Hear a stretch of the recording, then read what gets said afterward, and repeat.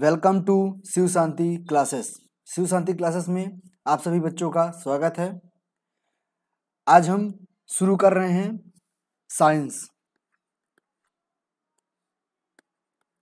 Science विज्ञान 10वीं class की विज्ञान। इसका एक पार्ट फर्स्ट है, चैप्टर नंबर 1 अध्याय 1, जिसका चैप्टर का नाम है रासायनिक अभिक्रियाएं एवं समीकरण, केमिकल रिएक्शन एंड इक्वेशन।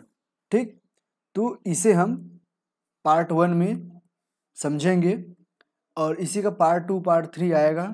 तो आप रेगुलर क्लास में बने रहिएगा। सारे एक ही चैप्टर नहीं, पूरी साइंस की पूरी सीरीज चलने वाली है। यहाँ पे हर chapter line to line complete होगा और मैथ भी शुरू। इस शिव शांति क्लासेस चैनल पर आपको मैथ की भी क्लासेस मिल जाएगी। आप प्लेलिस्ट पे जा कर के देख लीजिए या कि भी डिस्क्रिप्शन में लिंक होगा, वहाँ से भी जाकर देख सकते हैं। तो यहाँ पे 10th क्लास की मैथ, इंग्लिश की भी क्लासेस होगी। साइंस की क्लास तो आप देख ही रहे हैं। तो सारी क्लासेस कंप्लीट, एकदम पूरा सिलेबस कंप्लीट किया जाएगा। लाइन टू लाइन एक एक शब्द समझाया जाएगा, एक एक क्वेश्चन। तो चलिए समय को बर्बाद ना करते हुए क्लासेस को शुरू करते हैं। रासायनिक अभिक्रियाएं एवं समीकरण, तो शुरू करते हैं। अपने दैनिक जीवन की निम्नलिखित परिस्थितियों पर ध्यान दीजिए और विचार कीजिए कि क्या होता है। इसमें क्या करना है, हमें अभिक्रिया देखना है, रिएक्शंस देखने हैं कि केमिकली जो रासायनिक अभिक्रिया मतलब केमिकली रिएक्शन, जो भी हमारे आसपास जो भी कुछ भी होता है उसमें हम किस चीज़ में बोलेंगे कि केमिकली रिएक्शन है इसमें, और दूसरा भी होता है फिजिकली रिएक्शन। तो हम देखते हैं केमिकली किस में होता है, इस चैप्टर में हम ये समझेंगे। तो लाइन टू लाइन पढ़ेंगे क्योंकि एनसीईआरटी का बुक बहुत ही इंपॉर्टेंट होता है, हर जगह काम आता है। कोई भी बड़े से बड़े एग्जाम दीजिए, छोटा छोटा एग्जाम दीजिए, सभी में सिर्फ एनसीईआरटी से ही पूछा जाता है। तो इसे लाइन टू लाइन समझना बहुत जरूरी है, हर लाइन इंपॉर्टेंट है। तो इसमें पहला पॉइंट क्या दिया है, गर्मी में कमरे के ताप पर दूध को खुला छोड़ देने पर क्या होता है? आप बताइए। दूध फट जाता है। तो वो क्या है, एक केमिकली रिएक्शन है, दूध फट गया मतलब। और लोहे की कील को आर्द्र वायुमंडल में खुला छोड़ देने पर क्या होगा, उसमें जंग लग जाएगा। अंगूर का किण्वन हो जाने से क्या होगा, वो शराब में परिवर्तित हो जाएगा। भोजन को पकाने से क्या हो जाता है, वो अपना परिवर्तित चेंज हो जाता है, वो पक जाता है।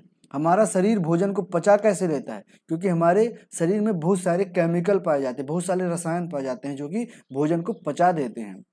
हम सांस लेते हैं, तो सांस लेते हैं तो हमारा जो ऑक्सीजन लेते हैं और कार्बन डाइऑक्साइड छोड़ते हैं, तो भी परिवर्तित हो गया ना। तो इसी प्रकार इस सारे पॉइंट का कहने का मतलब ये है, ये समझाना ये चाहता है कि हम रासायनिक अभिक्रिया उसे कहते हैं जो अपनी अवस्था बदल दे। किसी अभिक्रिया के थ्रू, किसी रिएक्शन के थ्रू वो अपनी अवस्था, अपना स्वरूप बदल दे, लेकिन वो फिर से अपनी पुरानी अवस्था में ना आ पाए। दूध को यदि दही में बदल दिया जाए तो दही से फिर से दूध में बदला जा सकता है? बिल्कुल नहीं बदला जा सकता है। उसी को हम रासायनिक अभिक्रिया कहेंगे। अब उसके समीकरण क्या होंगे, अर्थात दूध को दही में कैसे बदला गया है। लोहे में जंग लग गई, उसके बाद फिर से जंग को फिर से लोहे में बदला नहीं जा सकता है, उसमें रिएक्शन हो चुका है। ठीक, अंगूर से किण्वन होकर के वो शराब बन चुका है। अब शराब को फिर से अंगूर नहीं बनाया जा सकता है। भोजन पक गया है, उसको फिर से उसी तरह नहीं बनाया जा सकता है। तो इसके समझाने का मतलब यही है। इन सभी परिस्थितियों में प्रारंभिक वस्तु की प्रकृति तथा पहचान कुछ न कुछ बदल जाती है। पदार्थ की भौतिक तथा रासायनिक परिवर्तन के बारे में हम पिछली कक्षाओं में पढ़ चुके हैं। जब कोई रासायनिक परिवर्तन होता है तो हम कह सकते हैं कि एक रासायनिक अभिक्रिया हुई है। तो जो चीज हमने अभी समझाया वही चीज ये कह रहा है अपने शब्दों में। आप शायद सोच रहे होंगे कि रासायनिक अभिक्रिया का वास्तविक अर्थ क्या है। तो हमने बताया वास्तविक अर्थ क्या है कि उसके स्वरूप में परिवर्तन हो जाना, उसे हमें दूध दही चाहिए तो हमें उसमें रासायनिक परिवर्तन करना पड़ेगा। यही हमारी वास्तविक अर्थ है।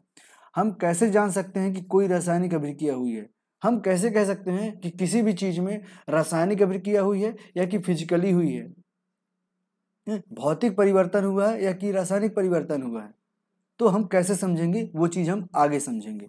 ठीक, तो ये क्रियाकलाप है। क्रियाकलाप आप खुद पढ़ लीजिएगा, इसमें कोई ज़्यादा रॉकेट साइंस नहीं है, क्योंकि इसमें मैग्नीशियम रिवन है जो आपके स्कूल में मिलेगा है, जो अभी समझाना कोई मतलब नहीं निकलेगा। इसे हम दूसरे शब्दों में हम आपको समझाएंगे। ठीक, आपने देखा कि चमकदार श्वेत लौह के साथ मैग्नीशियम रिवन का दहन होता है और हम श्वेत चूर्ण में परिवर्तित हो जाता है। यह मैग्नीशियम ऑक्साइड का चूर्ण है। वायु में उपस्थित ऑक्सीजन तथा मैग्नीशियम के बीच होने वाली अभिक्रिया के कारण यह होता है। तो मैं यहाँ पे जो इसमें क्रियाकलाप दिया है उसकी जगह में, क्योंकि मैग्नीशियम ये सारी चीज़ें आपको श्वेत चूर्ण ये सारी चीज़ें मिलेंगी नहीं, तो हम बताते हैं कि केमिकल रिएक्शन क्या होता है। जैसे एक कागज है, ये आपके पास कागज है, कागज को आप जला दीजिए तो ये क्या हो जाएगा? राख में बदल जाएगा। अब राख से पुनः आप कागज में बदल सकते हैं? बिल्कुल नहीं बदल सकते। तो उसी प्रकार ये मैग्नीशियम रिवन को लिया है, उसे जला करके श्वेत चूर्ण में बदल दिया है। तो मैग्नीशियम रिवन है जो सफेद चूर्ण में बदल जाता है। उसी प्रकार जिसे हमने कागज को जलाया वो काले चूर्ण में बदल जाएगा, काला राख बन जाएगा। ठीक, तो वही चीज है। तो ये क्रियाकलाप पढ़कर हम अपना समय बर्बाद नहीं करेंगे, आप खुद पढ़ लीजिएगा, उसमें ज़्यादा कुछ नहीं है। मेन जो समझने लायक है, जो हमें मेन समझना है इस चैप्टर में, वो चीज़ समझते हैं। तो पॉइंट इसे समझते हैं, ये इंपॉर्टेंट चीज़ है। ऊपर दिए गए तीनों क्रियाकलापों के आधार पर हम कह सकते हैं कि निम्न में से प्रेक्षण की सहायता से हम निर्धारित कर सकते हैं कि एक रासायनिक अभिक्रिया हुई है। तो ये 3 प्रक्रिया तो दी हुई है इस बुक में, हमने कई सारी प्रक्रिया बता दिया। दूध का दही में बदलना बता दिया है, अंगूर से शराब बनना बता दिया, कागज का जलना बता दिया। तो ये सारी चीज़ 2-3 तो हमने बता दिया। तो ये भी हमारे केमिकल रिएक्शन या रासायनिक अभिक्रिया के थ्रू ही आते हैं। अब ये जो क्रियाकलाप है वो आप खुद समझेंगे। ठीक, छोड़ेंगे नहीं, आप खुद पढ़ेंगे और नहीं समझ में आए तो कमेंट बॉक्स में लिखेंगे, तो मैं हर क्रियाकलाप का एक अलग ही वीडियो बना दूंगा। ठीक, पर आप पढ़ेंगे जरूर, कुछ भी छोड़ेंगे नहीं।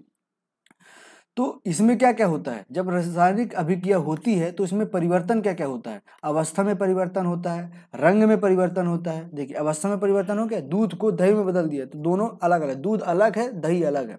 रंग में परिवर्तन हो गया, जिसे मैंने कागज को जलाया तो उसमें रंग में परिवर्तन हो गया, व्हाइट कागज था, जलने के बाद ब्लैक हो गया। गैस का निकासन होता है, उसमें धुआं निकलता है, बिल्कुल निकलता है। तापमान में परिवर्तन, उसे जलाएंगे तो उसमें टेम्परेचर, उसका तापमान बदलेगा ना, टेम्परेचर बदलेगा ना, बिल्कुल बदलेगा।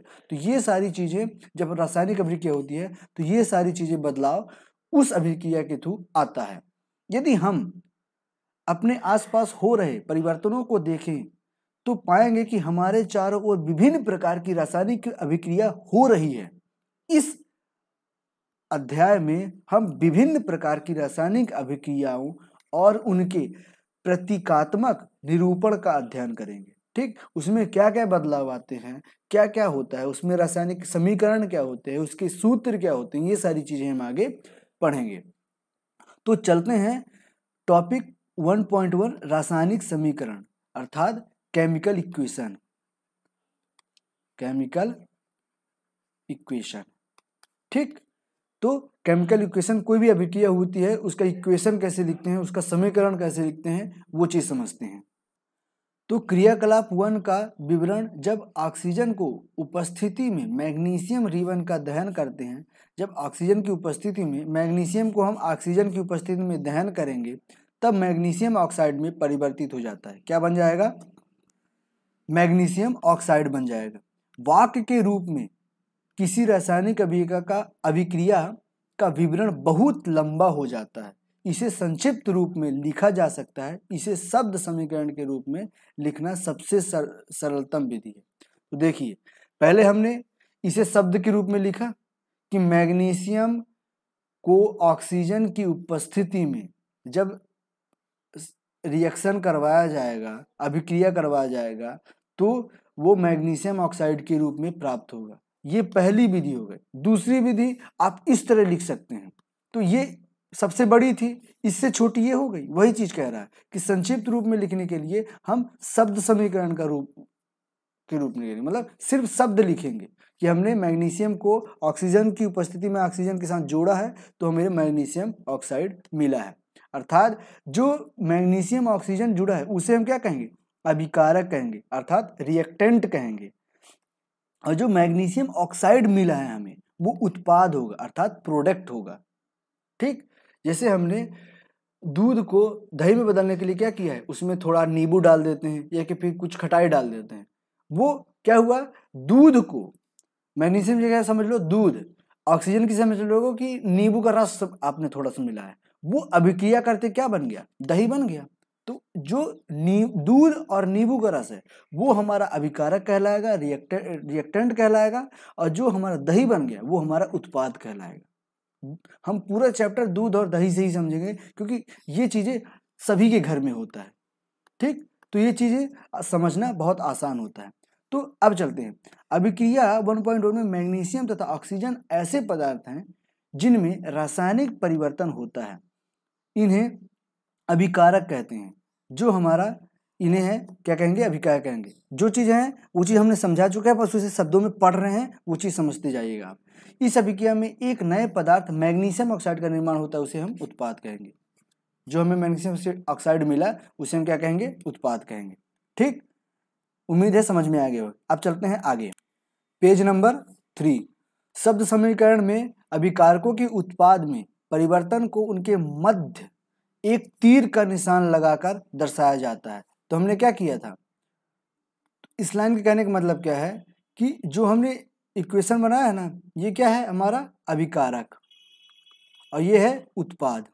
तो ये दोनों आपस में कैसे मिले हुए, एक तीर के रूप में अलग अलग हैं। तो वही चीज कह रहा है, अभिकारक के बीच प्लस का चिन्ह लगाकर उन्हें बाईं ओर LHS लिखा जाता है। प्लस का चिन्ह लगाकर ये बाईं ओर LHS, और इसी प्रकार उत्पाद के बीच का योग प्लस का चिन्ह लगाकर उसे दाईं ओर लिखा जाता है। ठीक, तो ये हमारा LHS हो गया, ये आई थिंक प्लस नहीं, ये एरो है। तो एरो के बाएं साइड ये हमारा LHS, लेफ्ट हैंड साइड अर्थात बायां पक्ष होगा, और ये हमारा एरो के इस साइड हमारा RHS अर्थात दायां पक्ष होगा। ये चीजें आप समझ में रखिएगा, ये सारी चीजें यूज आगे होंगी। तीर का सिरा उत्पाद की ओर होता है। तीर का जो सिरा है, एक तीर है तो इसको सिरा ये कहेंगे ना, तो जिधर हमारा उत्पाद होगा, जिधर हमारा प्रोडक्ट होगा, उधर ही हमारा तीर होगा। यदि हम इसे ऐसे बना देंगे तो ऐसा लगेगा कि मैग्नीशियम ऑक्साइड से मैग्नीशियम और ऑक्सीजन बना है। ठीक, तो जो हमारा उत्पाद है, जिसे हम उत्पाद मानेंगे, तीर का निशान उधर ही होना चाहिए। ठीक, ये चीज, ये अभिक्रिया जो अपना समीकरण है वो लिखना सिखा रहा है इसमें। ठीक है ना, ये चीज समझिएगा। तथा यह अभिक्रिया होने की दिशा को दर्शाता है, अर्थात इधर से ये बना है, इधर से ये बना है, ना कि इधर से ये। अर्थात यदि दूध प्लस नींबू दिखा दिया जाए तो क्या बन जाएगा, दही बन गया। तो हमने क्या किया, इधर से इधर हुआ है, इधर से इधर नहीं हुआ, इधर से उधर हुआ, क्योंकि ये तीर का निशान इधर है। ठीक, ये चीज समझ जाइएगा। अब देखते हैं कि रासायनिक समीकरण, ये अगला पॉइंट है, रासायनिक समीकरण को कैसे लिखते हैं। तो क्या रासायनिक समीकरण निरूपण की इससे भी संक्षिप्त विधि है? तो पहले हम क्या समझे थे, उसे शब्दों में लिखे थे, तो हमारा पहला विधि था। उसके बाद हमने इस रूप में लिखा, वो हमारा दूसरा विधि था। अब ये कह रहा है कि इससे भी छोटा लिख सकते हैं, जो हमारा क्या कहलाएगा, तीसरी विधि कहलाएगा। तो बिल्कुल लिख सकते हैं। शब्दों की जगह रासायनिक सूत्र का उपयोग करके रासायनिक समीकरण को अधिक संक्षिप्त तथा उपयोगी बनाया जा सकता है। अर्थात मैग्नीशियम की जगह मैग्नीशियम का सूत्र लिख देंगे, ऑक्सीजन की जगह ऑक्सीजन का फार्मूला लिख देंगे, और मैग्नीशियम ऑक्साइड की जगह मैग्नीशियम ऑक्साइड का सूत्र लिख देंगे। ठीक, तो ये चीजें आप मैग्नीशियम को कैसे लिखते हैं, ऑक्सीजन को कैसे लिखते हैं, ये चीजें पिछली कक्षाओं में आप जरूर पढ़ चुके होंगे, जो पीरियोडिक टेबल होता है उसमें।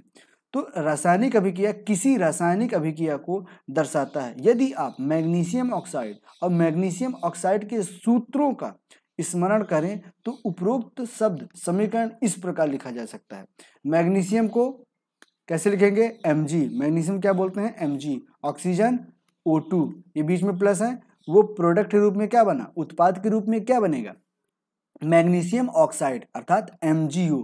मैग्नीशियम ऑक्साइड का फार्मूला क्या होता है? MgO। ठीक, जैसे पानी का सूत्र क्या होता है, फार्मूला क्या होता है? H2O। उसी प्रकार मैग्नीशियम का Mg प्लस ऑक्सीजन का O2, उसी प्रकार मैग्नीशियम ऑक्साइड का MgO। ठीक, तो पहले में थोड़ा लंबा था, दूसरे में और छोटा किए और तीसरे में सबसे छोटा हो गया। इससे छोटा बिल्कुल नहीं हो सकता। तो ठीक, ये चीज समझ में आ गई।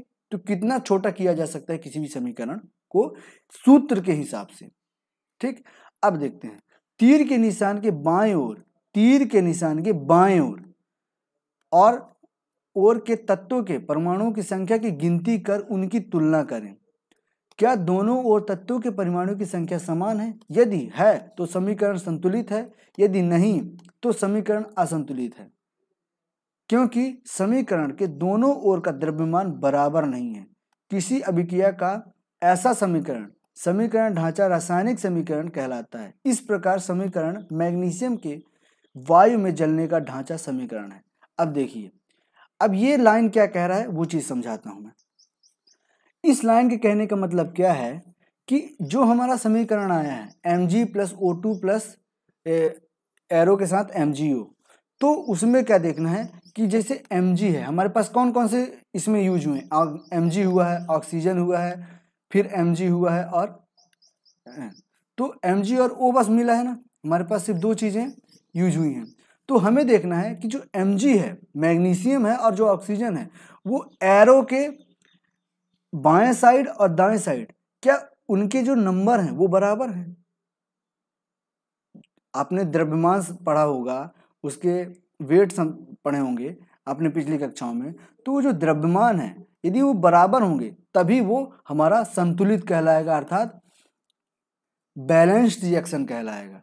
ये जो रिएक्शन हुआ है वो बैलेंस में है, और यदि दोनों बराबर नहीं है तो उसे हम बैलेंस करेंगे, नहीं है तो उसे क्या कहेंगे? असंतुलित अर्थात अनबैलेंस्ड रिएक्शन कहेंगे। ठीक, तो हमें क्या देखना है? इसमें Mg कितनी है? 1 है, इधर भी Mg कितना है? 1 है, मतलब मैग्नीशियम बराबर है, कोई दिक्कत नहीं। अब ऑक्सीजन कहाँ पे है? ऑक्सीजन इसमें कितने हैं? 2 हैं। ये देखिए ऑक्सीजन इसमें कितने हैं?